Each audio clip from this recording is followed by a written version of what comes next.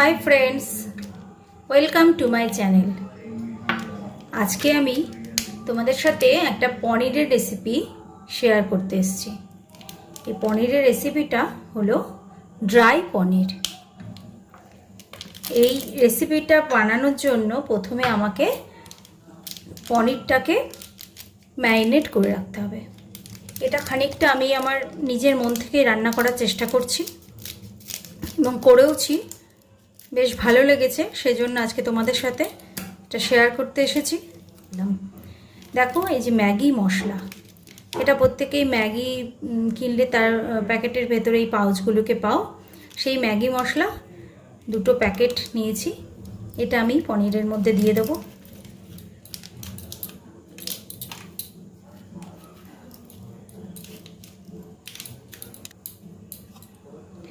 পনির মশলাতে অনেকটাই লবণ দেয়া থাকে, সেজন্য খুব সামান্য একটু লবণ দেবো। একটু হলুদ, ঝাল লঙ্কার গুঁড়ো, আর দেব টক দই।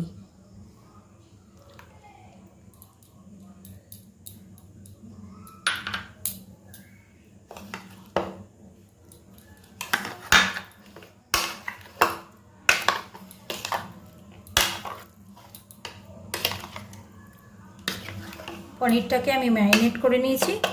এটা আমি মিনিট 10 মতো এইভাবে রাখবো। এটা যতক্ষণ ম্যারিনেট হচ্ছে ততক্ষণ আমি বাকি উপকরণগুলোকে রেডি করে নিচ্ছি। পনিরটা আমি ঢাকা দিয়ে রেখে দিলাম। দেখো, আমি কড়াই গরম হয়ে যাওয়ার পর এতে রাইস ব্রান অয়েল দিয়ে দিয়েছি। তোমরা যে কোনো রকমের রিফাইন অয়েল ইউজ করতে পারো, সর্ষের তেল এতে ইউজ না করলেই বেশি ভালো হয়। তেলটা গরম হয়ে গেছে। প্রথমে আমি কিছু কুচিয়ে রাখা রসুন দিয়ে দেব। গ্যাসটা কমিয়ে নেব, রসুন যাতে পুড়ে না যায়। রসুনটা হালকা ভাজা হয়ে গেছে। এবার এতে আমি কুচিয়ে রাখা পেঁয়াজগুলো দিয়ে দেব। ছোট ছোট করে পেঁয়াজগুলো আমি চৌকো চৌকো করে কুচিয়ে নিয়েছি। এটাতে একটু পেঁয়াজের পরিমাণটা বেশি দিতে হবে। এখানে বড় সাইজের 2 পেঁয়াজ আমি দিয়েছি।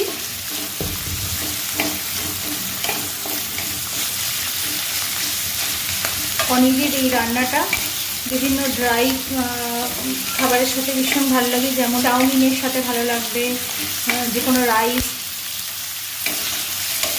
আবার লুচি, পরোটা, সব কিছুর সাথেই ভালো লাগে এই ড্রাই পনির আইটেমটা। দেখো, পেঁয়াজটা হালকা ভাজা হয়ে গেছে। খুব বেশি কড়া করে ভাজবো না, কারণ বাকি উপকরণগুলো এর সঙ্গে ভাজা হতে হতে পেঁয়াজটা আরও বেশি ভাজা হবে। এবার আমি এতে কুচিয়ে রাখা ক্যাপসিকামগুলো দিয়ে দেবো। ক্যাপসিকামও আমি খুব ছোট ছোট করে কুচিয়ে নিয়েছি।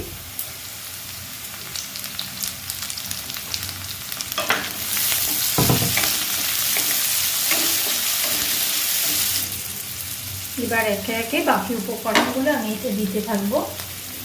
এতে সামান্য ধনের গুঁড়ো, কাশ্মীরি লঙ্কার গুঁড়ো, একটু শুকনো লঙ্কার গুঁড়ো বাকি ছিল ম্যারিনেট করা ছাড়া, সেটুকু দিয়ে দেব। এতে আমি কোনো কাঁচা লঙ্কা কিছুই ইউজ করছি না। তোমরা ইচ্ছা করলে শুকনো লঙ্কার গুঁড়োটাকে অ্যাভয়েড করে কাঁচা লঙ্কা কুচিও দিতে পারো। এবার দেব সামান্য কসুরি মেথি,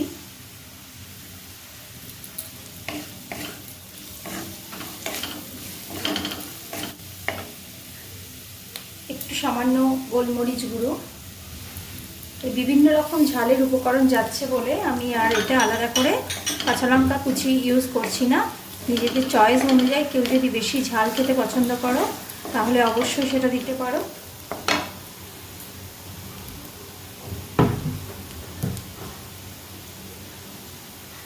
আর খুব সামান্য একটু লবণ দেব।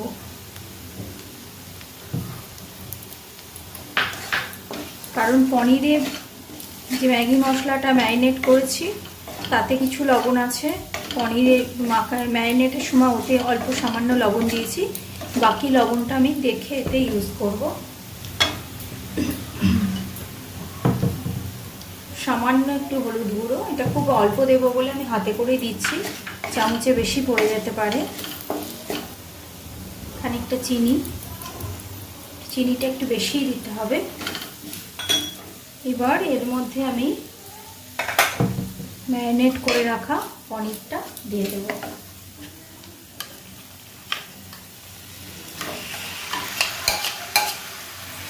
এবার যেটা করতে হবে, খুব হালকা হাতে আস্তে আস্তে পনিরটাকে এতে ফ্রাই করতে হবে, কারণ পনির ভেঙে যেতে পারে।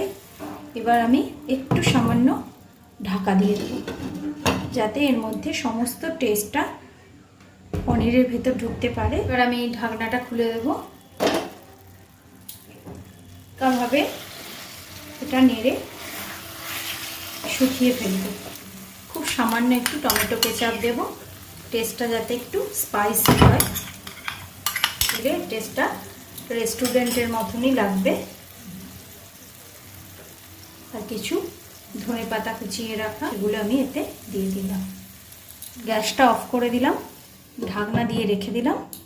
ধনেপাতা আর এই টমেটো সসটা খাওয়ার আগে একটু সামান্য নেড়ে আমি সার্ভ করব। এটা মিনিট 5 হয়ে গেছে, আমার এই রান্নাটা সার্ভ করার জন্য রেডি। এই দেখো ড্রাই পনির। আমার এই রেসিপিটা তোমাদের কেমন লাগলে অবশ্যই আমাকে কমেন্ট বক্সে জানাবে। আর আমার এই রান্নার ভিডিওটা তোমাদের ভালো লাগলে অবশ্যই লাইক এবং শেয়ার করো। নতুন নতুন রান্নার রেসিপি পাওয়ার জন্য আমার চ্যানেলটা অবশ্যই সাবস্ক্রাইব করে দিও, আর বেল আইকনটা প্রেস করো নোটিফিকেশন পাওয়ার জন্য। Thank you friends.